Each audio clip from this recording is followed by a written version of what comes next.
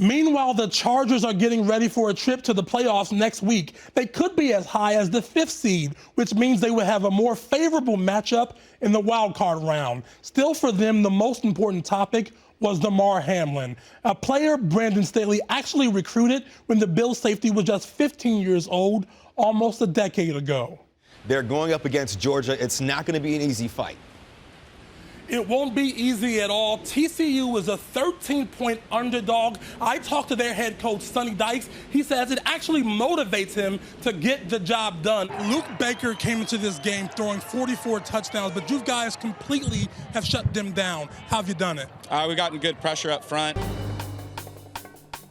Hi, I'm Timothy Parker. This is your Spectrum News 1 update. The Dodgers have officially parted ways with pitcher Trevor Bauer. MLB reinstated Bauer to play in December after serving a suspension for violating their policy on sexual assault and domestic violence. In Lakerland, it's championship or bust.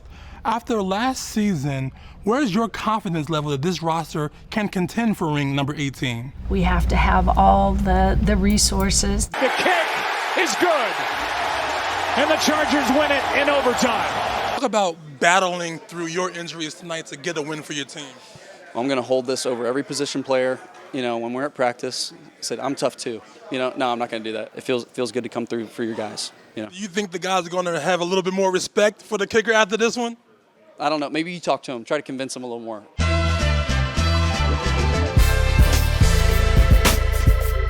It's time for Nutrition Jolt with a boat with DeAndre Carter. Yeah. All right, you're a small guy, I'm a big guy. What is it that you do to keep your body in football shape all year long? I eat a lot of seafood, salmon, shrimp, stuff like that. You've been playing a quarterback for 16 years. Can you actually play? No.